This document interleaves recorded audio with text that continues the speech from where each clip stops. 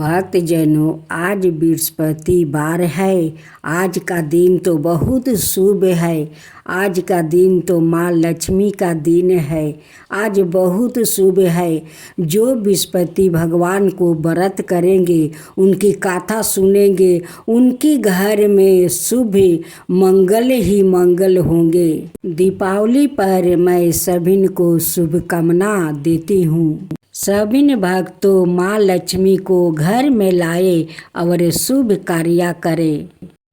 एक दिन बालिका सूप में उसे सोने के जौ को फटक कर साफ कर रही थी कि उसके पिता ने देख लिया और कहा, हे बेटी, सोने के जौ के लिए सोने का सूप होना चाहिए। दूसरे दिन बृहस्पतिवार था।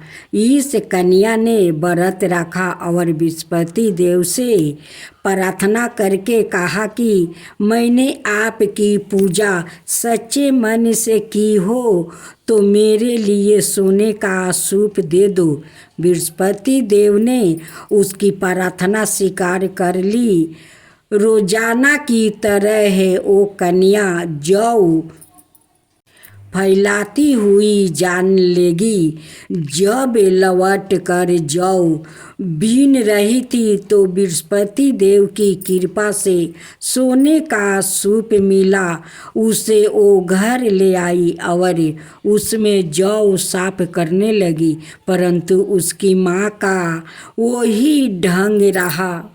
एक दिन की बात है कि वो कन्या सोने के सूप में जौ साफ कर रही थी। उस समय उसके शहर का राजपुत्र वहाँ से होकर निकला।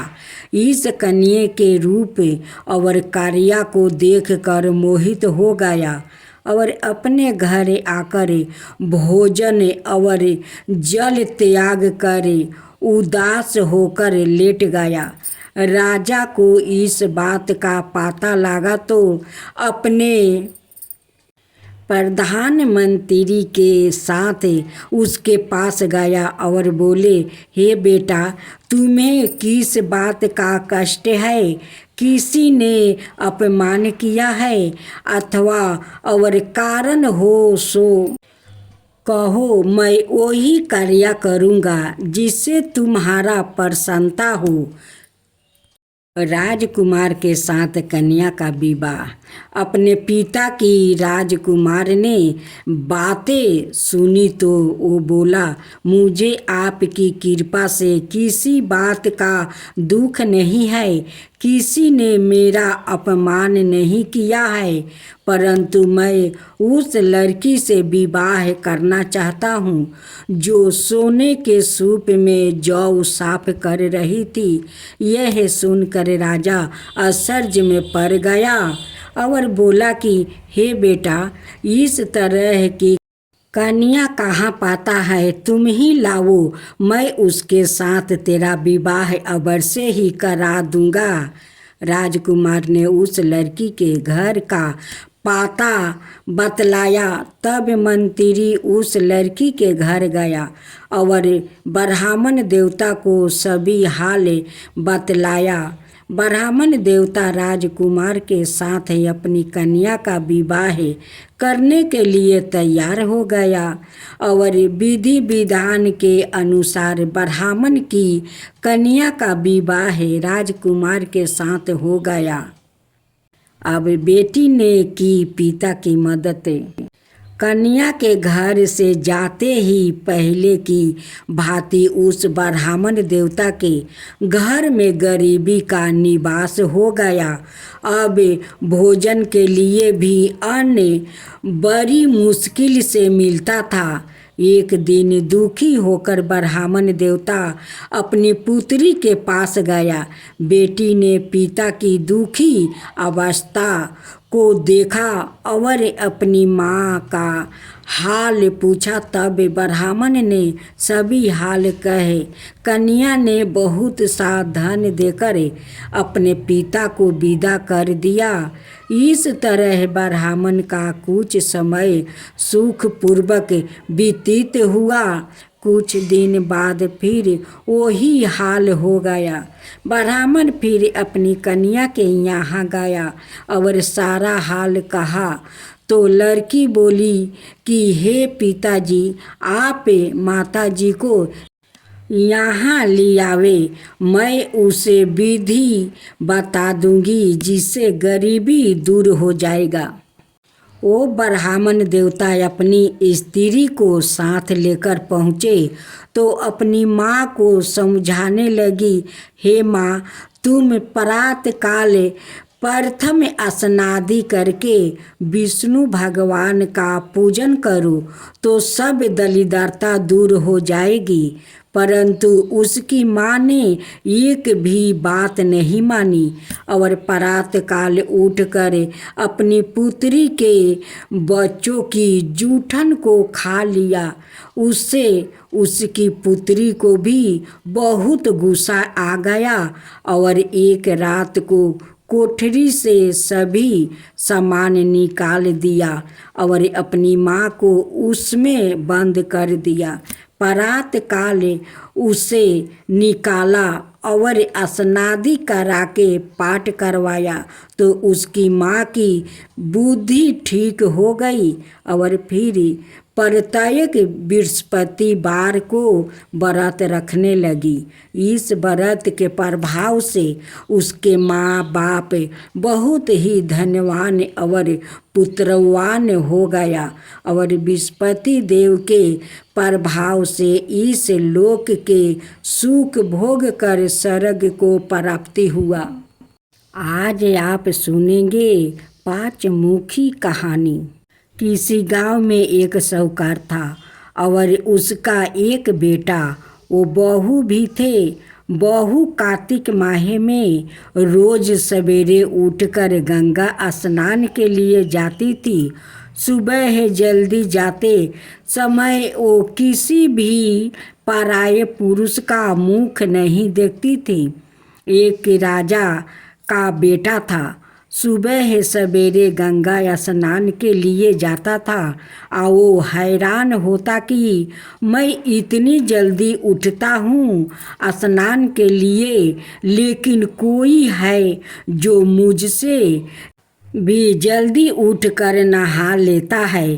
कार्तिक माह के 5 दिन बचे थे कि एक दिन साहूकार की बहू तो स्नान करके वापस जा रही थी और उस समय राजा का बेटा स्नान के लिए आ रहा था। आवाज़ सुनकर वो जल्दी जल्दी जाने लगी, लेकिन जल्दबाजी में उसकी माला मोजरी छूट गई। राजा के बेटे ने उसकी माला मोजरी उठा ली और सोचने लगा कि जिस स्त्री की यह माला मोजरी इतनी सुंदर है, वो स्त्री कितनी सुंदर होगी। उसने पूरे गांव में मुनादी करवा दी कि जिसकी तह माला मोजरी है वो 5 रात मेरे पास आएगी। आज साहूकार के बेटे की बहू ने कहलवा दिया कि मैं 5 रात आऊँगी, लेकिन किसी को साख भरने बैठा देना। राजा के बेटे ने एक तोते को पिंजरे में बंद कर गंगा किनारे पेड़ पर लटका दिया। बहू सुबह के समय आई, पहली पैरी पर पैर रखा और बोली, हे कार्तिक के ठाकुर, राई दामोदर, पांचों पांडु, छठे नारायण, भीखम राजा, इस पापी को नींद आ जाए। राजा के बेटे को नींद आ गई। बहू नहा धोआ कर चलने लगी तो तोते से बोली, सुबह सुबह तेरे गले डालूंगी हीरा, मेरी शाखा भरियो। बीरा सुबह बोला कि कोई वीर भी शाखा भरता है क्या? वो फिर बोली, सुबह सुबह सुबह तेरे पग घालूंगी, नवेरे शाखा भरियो। मेरे देवर सुबा ने कहा, ठीक है। भाभी मैं तेरी शाखा रखूँगा, वो तो कह कर चली गई। राजा का बेटा हड़बड़ा कर उठा और सुबह से पूछा, सुबह सुबह वो आई थी, कैसी थी? सुबह बोला, आभा किसी बिजली, होली किसी झलकेला, किसी कामिनी गुलाब का सारंग। अगले दिन राजा के बेटे ने सोचा कि आज मैं अपनी अंगुली में चीर लगाऊंगा, इससे मुझे नींद नहीं आएगी। अगले दिन राजकुमार अंगुली चीर कर लेट गया। वो आई और भगवान से उसी तरह प्रणाम करने लगी और राजकुमार को फिर नींद आ गई। वो स्नान करके फिर से वापस चली गई। सुबह राजकुमार ने तोते से फिर पूछा तो उसने वही सारी बातें दोहरा दी और राजकुमार बोला कि मैं आज रात में आँखों में मिर्ची डालकर बैठूंगा। रात में वो मिर्ची डालकर बैठ गया। बहू फिर आई और प्रार्थना की, जिससे उसे फिर से नींद आ गई। राजकुमार ने तोते से बहू के आने की बात पूछी। उसने फिर बता दिया। राजकुमार अब फिर सोचने लगा कि आज मैं बिना बिस्तर के ही बैठूंगा और रात को बिना बिस्तर के बैठ गया। और जब वो स्नान करने आई तो उसने फिर से भगवान से प्रार्थना की और राजकुमार को नींद आ गई। जब वो नहा कर जाने लगी तो आंखें बंद करके चली गई। राजकुमार जब उठा तो वो जा चुकी थी। राजकुमार फिर सोच में पड़ गया और सोचने लगा कि आज मैं अंगूठी जला कर बैठूंगा, जिससे नींद नहीं आएगी।